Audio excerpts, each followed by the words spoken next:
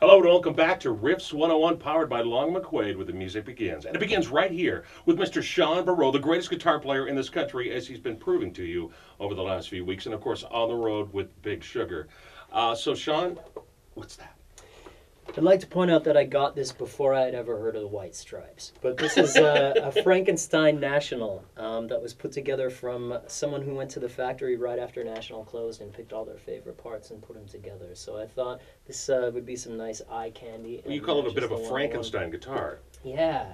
Yeah, they found the neck, liked the neck the most, got the body that they liked the most, got the resonator that they liked the most, and put them all together. And you can plug that thing in if you want to. You can. It sounds pretty clangy and dirty and nasty. But that's neat. That's a good sound. I love that sound. Yeah. All right. I'm all about that. What are we going to do today?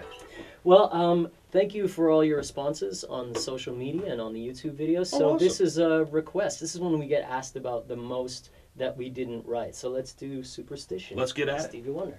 So, knowing that there are a bunch of places that you can go to find out what the fingerings are, rather than spend a while and show you the fingerings because they're out there all over the place as tab or as videos, I'm going to show you my particular approach to it, which is to try and emulate the clavinet sound that Stevie uses on it. Instead of doing the guitar approach, and there's the cold shot video that we talked about, you can do it where your right hand is kind of doing this.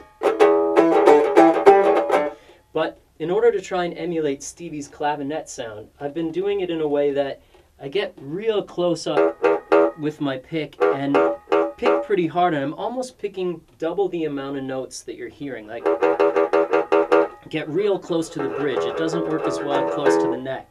And with my left hand, I'm kind of, after I hit the notes, picking my finger up, so it's really staccato. So it's almost like you're playing it on a harpsichord or something.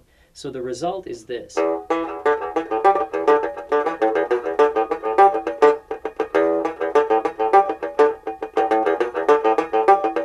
So usually I preach economy of motion and making sure you're not doing more than you have to. But in order to get this clavinet sound, your right hand kind of has to be busier than the amount of notes that you're hearing on your left hand.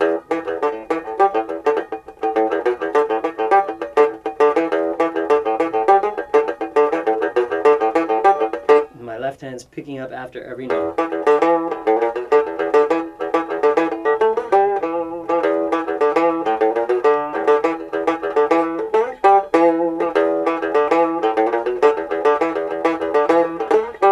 So it emulates that. Now here's one last little hip thing about this. This section, these 9 chords, everyone does this way.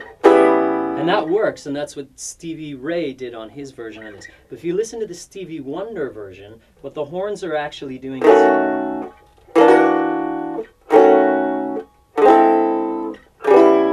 So instead of playing this 9th chord and just sliding it back and forth, when you go up to this second one, you're flatting the 5th, so it looks like this.